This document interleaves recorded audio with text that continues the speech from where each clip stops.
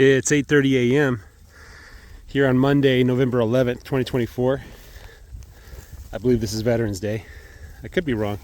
I don't think I am, though. Patches is off on her own again. The silly cow. So I'm going to move them here. It's about 9 o'clock, 8:39, right? Then I'm going to move them at 3. I think that gives them about 6 hours between moves. 6 hours of daylight. If they eat at night, I don't know, but I can check. Looks like we got 2 more moves here, so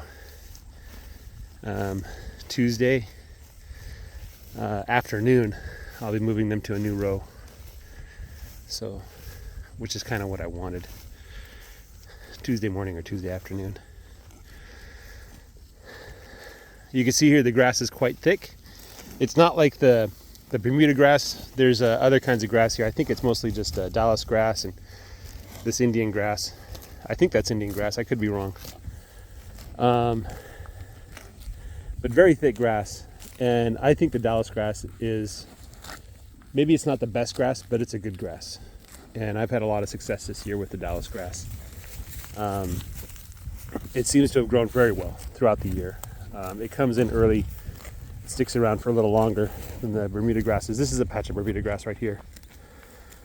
So when the weather drops, when the temperature drops, the Dallisgrass will still be growing, but the Bermuda grass is going to call it a year. Wait until spring or summer of the next year. Here's some more Bermuda grass.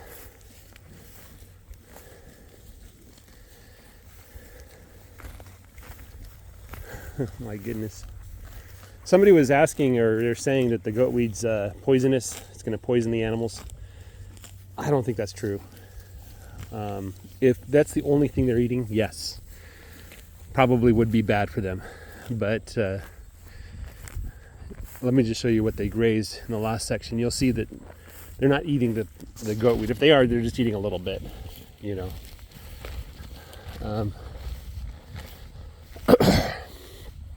I did look into what goatweed is. The croton, woolly croton, I think is a scientific name for it, or another name for it. But you can see here that this is where they were at. They just grazed between the goatweed. And there's still quite a bit of grass left, so they didn't get it all. But I'm not pushing my cows to eat the goatweed. So I think it's just fine. The goatweed provides 2 benefits that I see. Okay, number 1 is the fact that it's a plant in the soil. Means that it's converting sunlight and carbon dioxide and water into nutrients that power the cycle of life in the soil. So I would rather have a field full of goatweed and nothing else than nothing at all, right? I'd rather have something growing than nothing. That's the point. Doesn't matter kind of what it is. It really doesn't matter what it is. I want something growing. The second advantage that the goatweed provides is it kind of, like, if you look at the goatweed, it's a lot taller than the grass. And it's hard to tell right now because it's pretty much dead and the leaves have fallen off. It's drying up. But when in the middle of the summer, the late summer when it's hot, the goatweed provides shade to the grass below it. Certainly it may crowd out the grouse, but I think it helps preserve moisture in the soil. And I've seen cases where the goatweed was super thick, but the grass was even thicker down below. So I think there's a somewhat symbiotic relationship there, just the fact the way the goatweed grows. One of my goals is to not have any bare soil at all.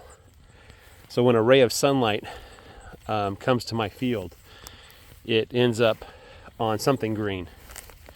It doesn't matter what kind of green it is, something green, right? And another reason why that's good, beyond the photosynthesis, is that the moisture stays in the soil longer. The soil stays cooler, right? And so it can support all kinds of good life that we need. I don't want to have my soil get super hot because of the sun and have all that moisture that's in there driven out. I don't want to bake it. You know, I want cover. I want something to cover it. You know, keep the moisture in there. So that's why I'm not too concerned about the goatweed. But certainly if I only had goatweed and I forced my cows to eat it, they'd probably die. You know, it's not good for them. But they're not eating the goatweed, they're eating between it. So here's some Muscovy ducks that come to say hi. They're probably looking for a snack or something. So let me give them a little treat. Guys, have a great day. Take care and bye-bye.